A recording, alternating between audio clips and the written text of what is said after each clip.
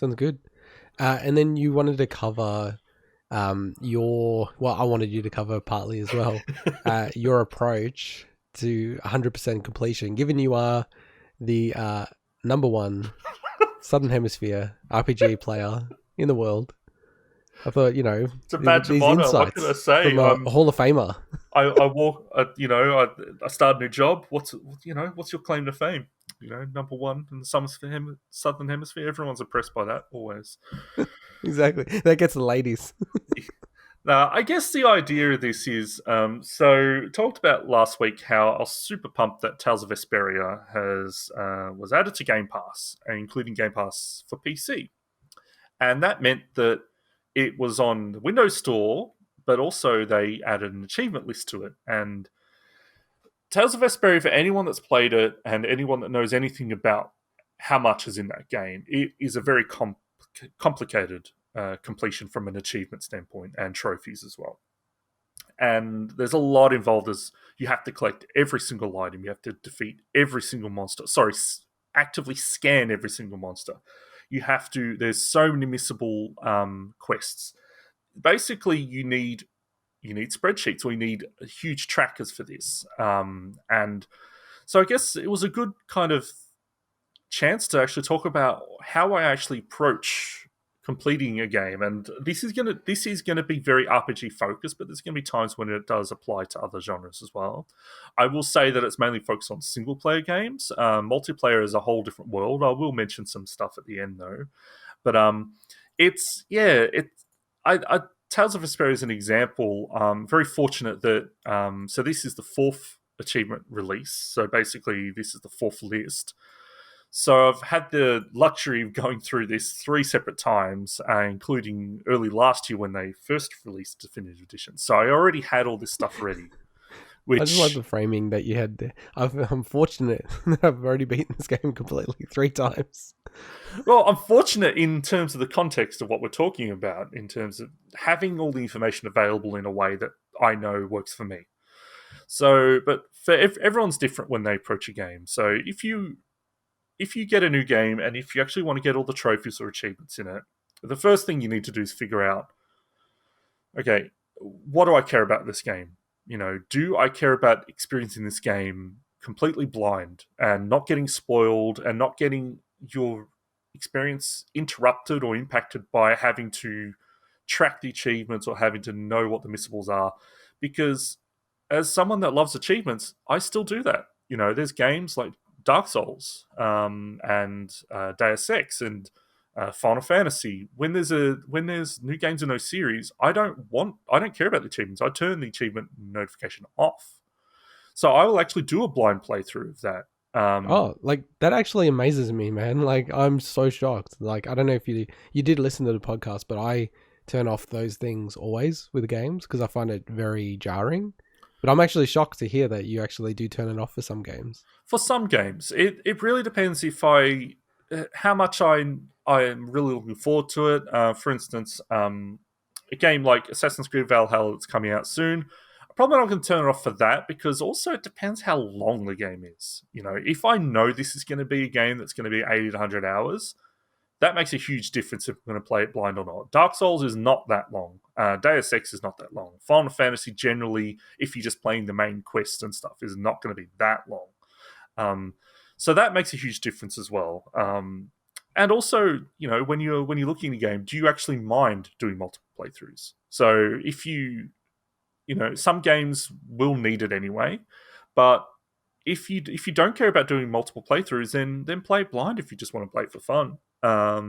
Because unfortunately, there's a lot of the ways that you kind of going to be looking at for these achievements and tracking how to roadmap them. You're going to get spoiled. You might get spoiled about small stuff, not so much in storyline stuff, but there's going to be a spoiler at some point, which is important, especially in RPGs where the storyline does matter. So the one thing I'd really flag at the start is when you're planning that approach is it's important to know if there's a new game plus or not.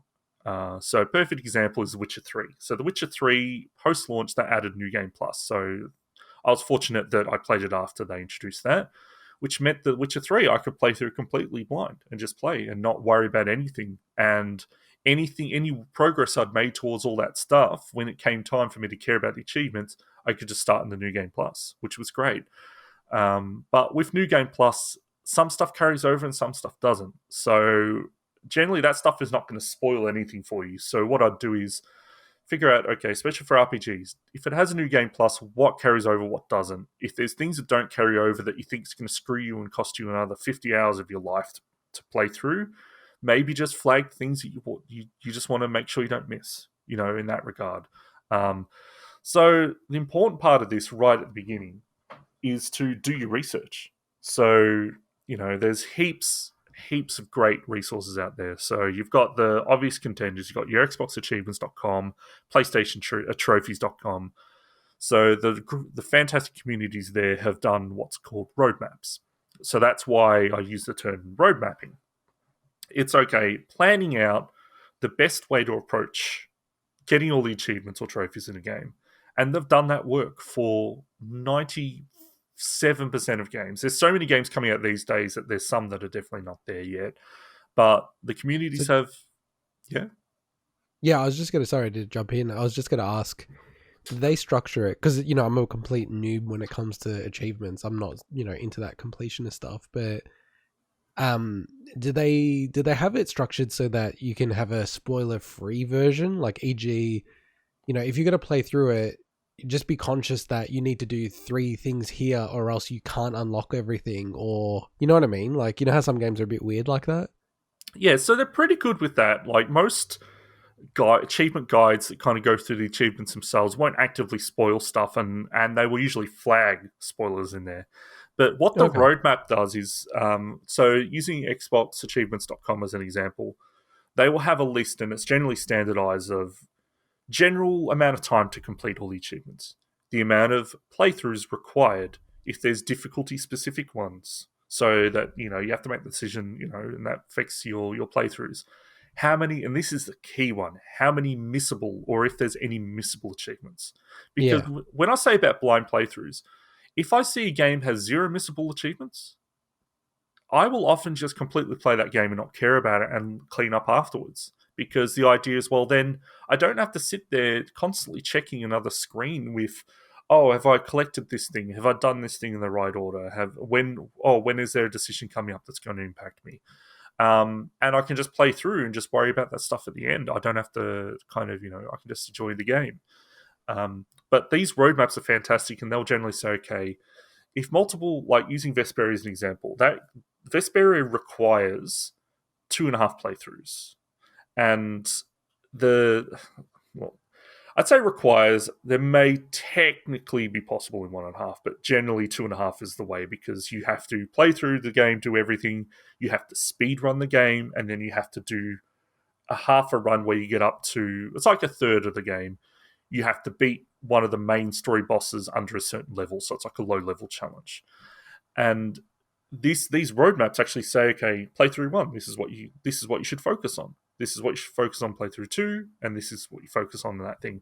So, and they do that for every game. And you've got, depending on the community member that's put in the time to do it, it may be a great roadmap, it may be, not that great, but it doesn't matter. Like, they've still done the time and helped out the community by giving that information. Because otherwise you wouldn't know any of this. You'd have to figure it out yourself. And then it could force you, especially in these long games, if you really want to complete the achievements, it could force you to have to replay multiple times. And, at that point, it really depends on your amount of dedication, whether or not you want to do that. So, important part, doing that research. They also, in addition to the roadmaps, they have individual achievement guides, and that's where true achievements and true trophies comes in. So they also have complete walkthroughs for a lot of games that then walk you through. These are going to be 100% spoilers, because it's walking through the game by hand, basically, and then saying this is when you need to, these are focus on this achievement, this achievement, this achievement.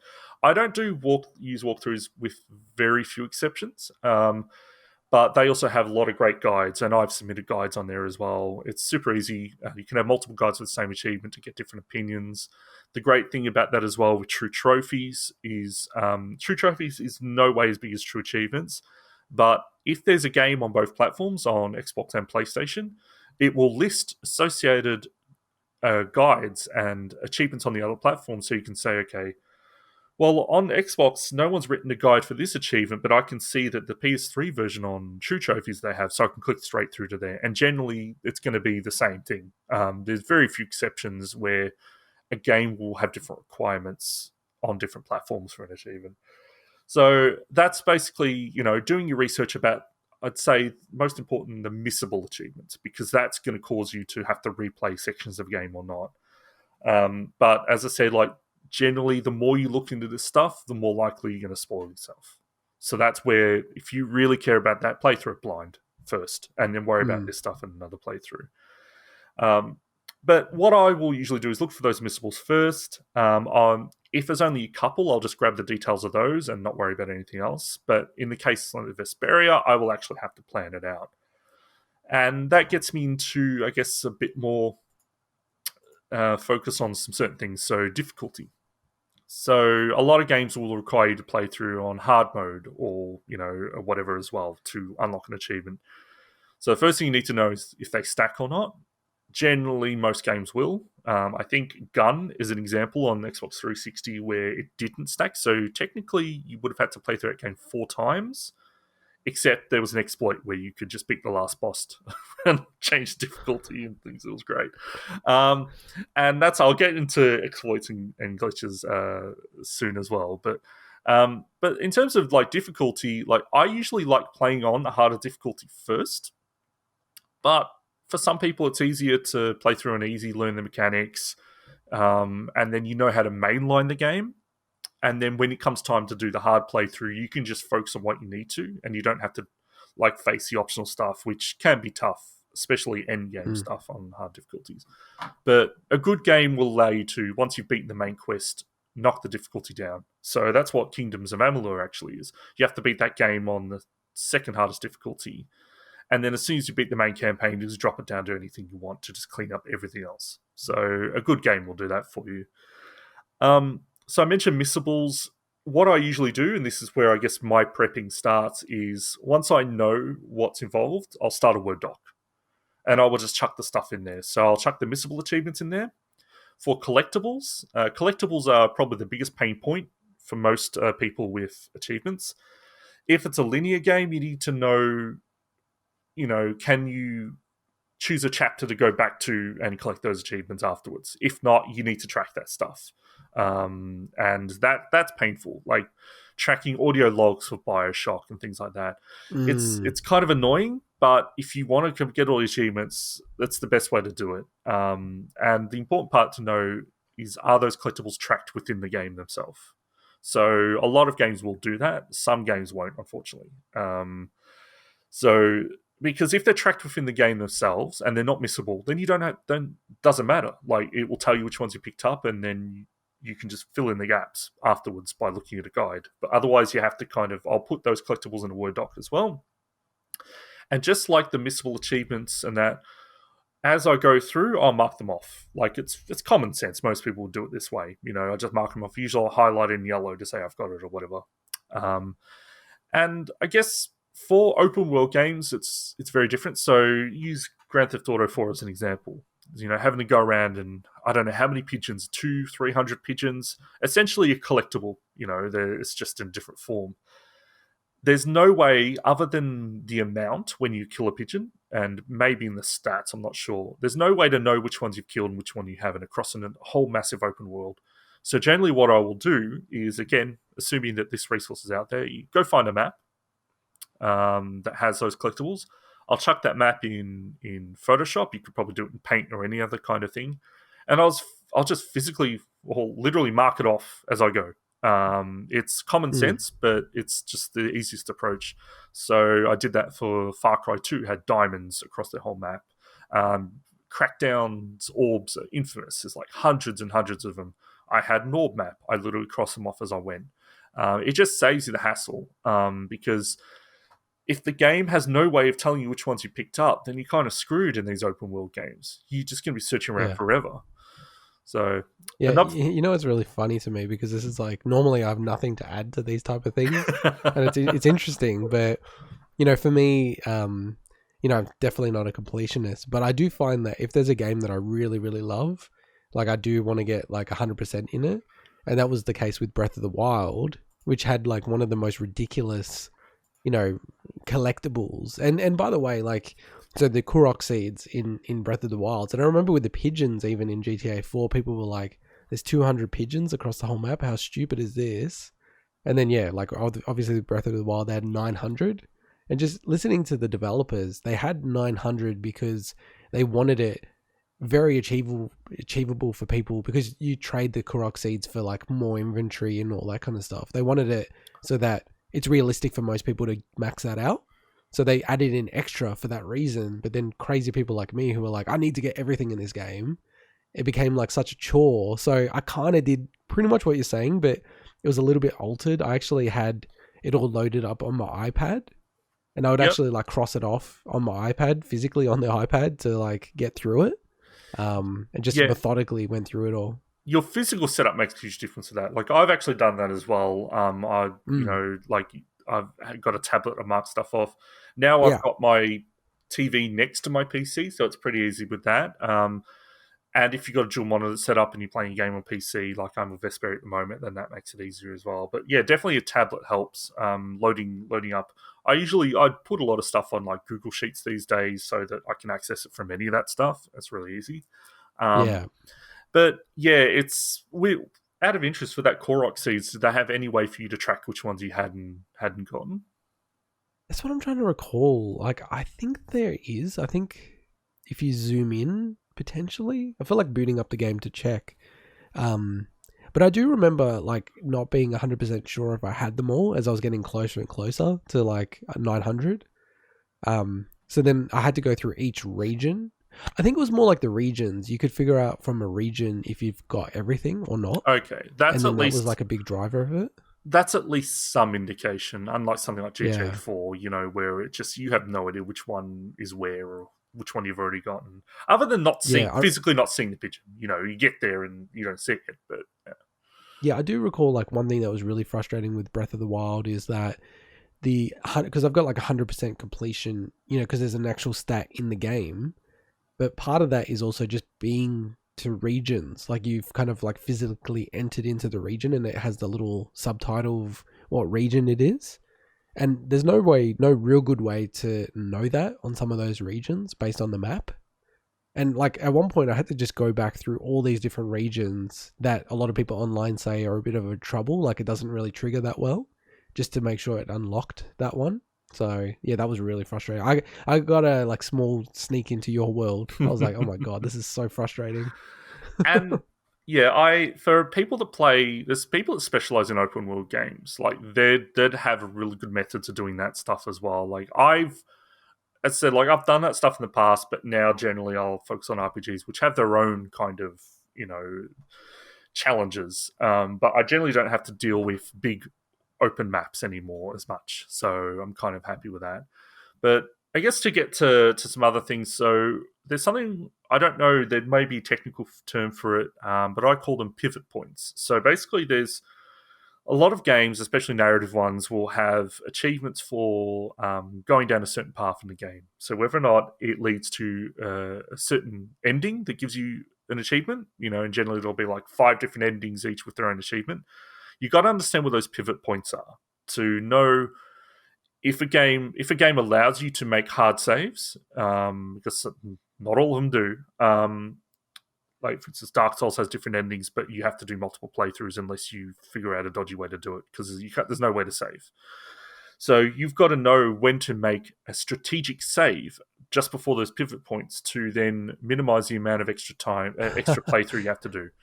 That's Um, pretty smart. and there's times you can work around and be super dodgy. So there's a game called Pharaonic on Xbox One and probably other platforms as well, where that game you could not make hard saves. But what you could do is you could get the game to autosave, go offline, because autosave then syncs with the cloud, complete the last run of the game and get that achievement, that ending.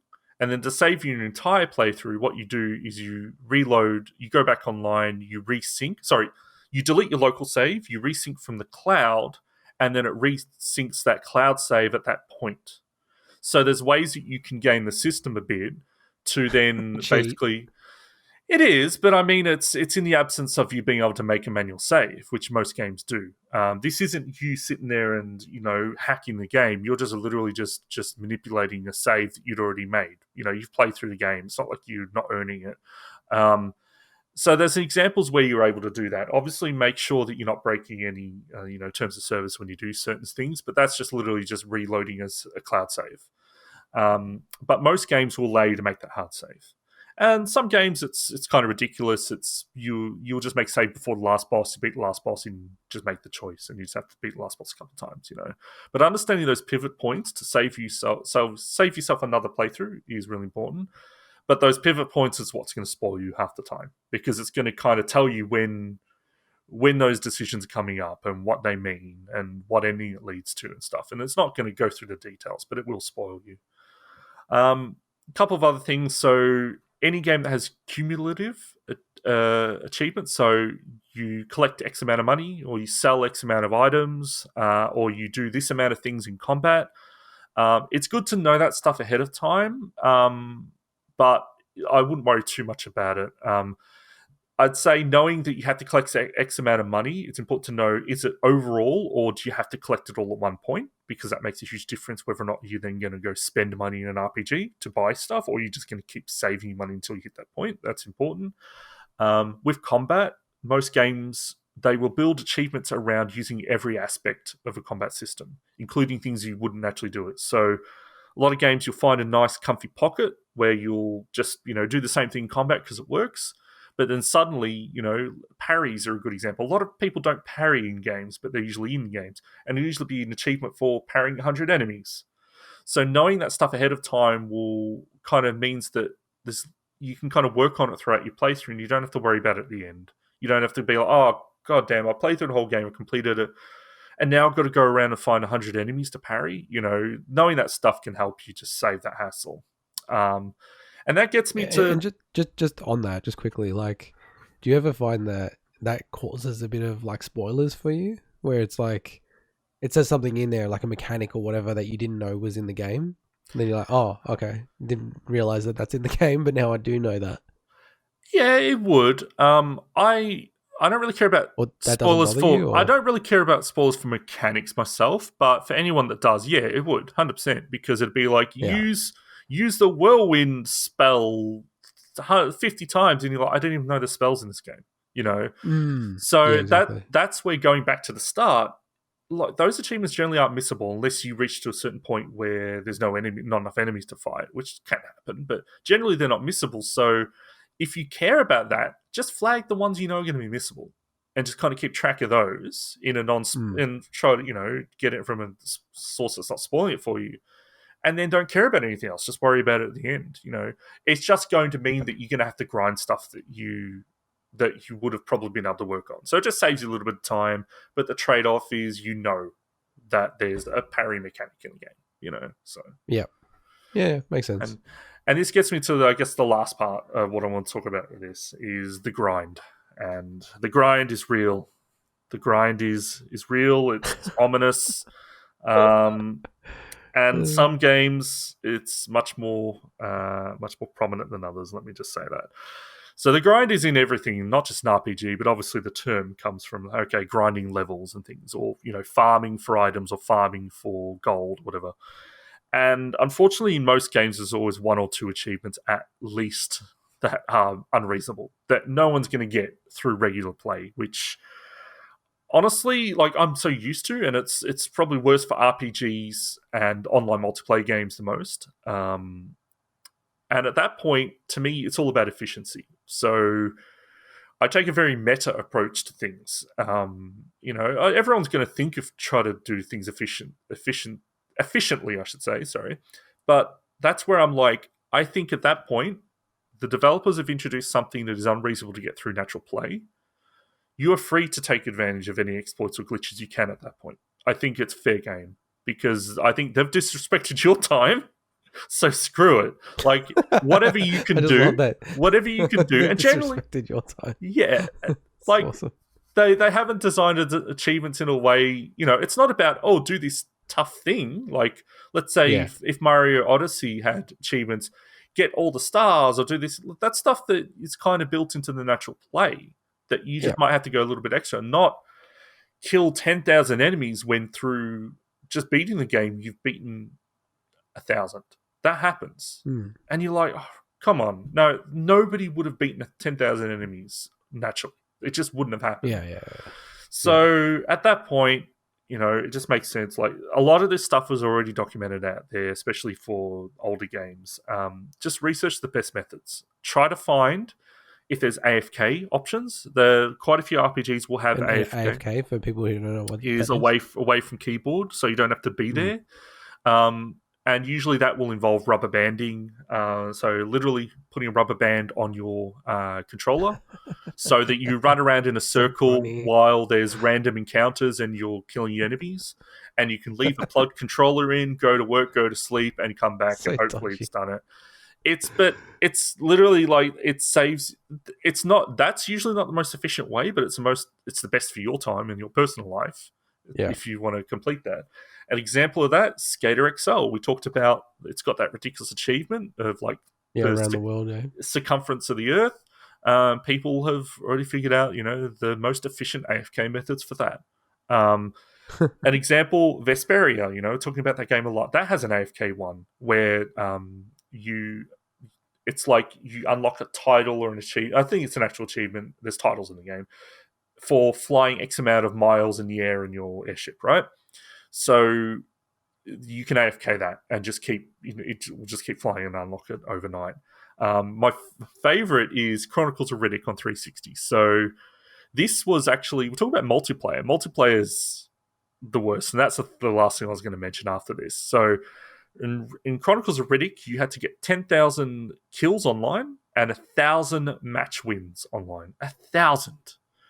So I did a combination of what's called double boxing. So literally had two 360s and two copies of the game. No. No joke. No joke. So you're mad. So double boxed it. Had a dummy Double account, boxing. and your dummy account has to have lives. Unfortunately, I don't do this stuff anymore unless it's an RPG. But So wait, you've got two Xbox Live accounts?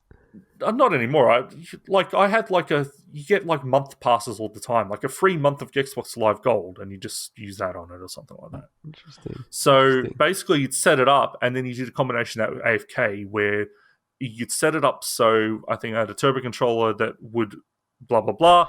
So when it comes to that, that's not new. Like people know all those crazy methods, but thankfully, a lot of that's doesn't really cross into the RPG sphere anymore. So I kind of don't avoid that stuff these days. But the big thing for grinds though is like you need to keep your mind occupied, and the best thing for that to me is listening to podcasts, especially if you actually have to actively do much. Like you can watch TV, but sometimes you need to focus on the game or what you're doing, even if it's grinding. Yeah. Podcasts are just, they're my saving grace. Like I remember Final Fantasy 3 on Windows Phone. That took literally about 100 hours grinding. And like that's on a phone. You got to think, like that's not even me sitting there comfortably with a controller.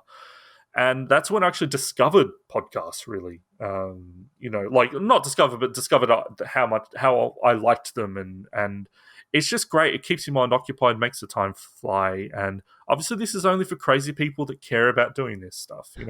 Most people are going to be more respectful of their own personal time and not do this, but and life and everything. yeah, and that gets me to the last part, which is multiplayer.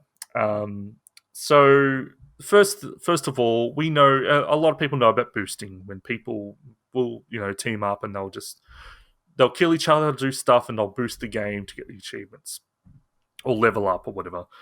Just whatever you do, don't boost in games that still have an active community. That still, if it can't be done in a private match, don't do it. It's like, I remember playing Battlefield 3, people be sitting there boosting. It wrecks the game for everyone. But for games that have a dead community, it doesn't matter, like at that point. And the best thing to do with that is jump on a site like True Achievements. They have a fantastic boosting session, whole thing. Like it's a whole built-in. You can set up your by the hour, you can set up your availability for every single day, and then get alerts when there's new sessions for the games that you're tracking. Like, if you care about it and you don't, there's no community to even get those achievements really online. You can't find matches. Like, join a boosting session, finish them there. Just be warned that that stuff is it's a bit of a soul drain. That's the stuff that I'm really glad I don't really have to do anymore, because not have to, but as in I don't care about anymore, because there's not many of those achievements in multiplayer and RPG games. But overall, as I said at the start, just kind of flag those roadmaps are really cool. They give you the general rundown. Also, they usually explain how difficult it's going to be, which is important. Some games are really tough to complete. There's a game that's bugbear of mine, Star Ocean 4. I put 300 hours in that game, still haven't completed it, and I don't think I'll ever go back. Is that a remake of the SNES game? No, it's just a sequel.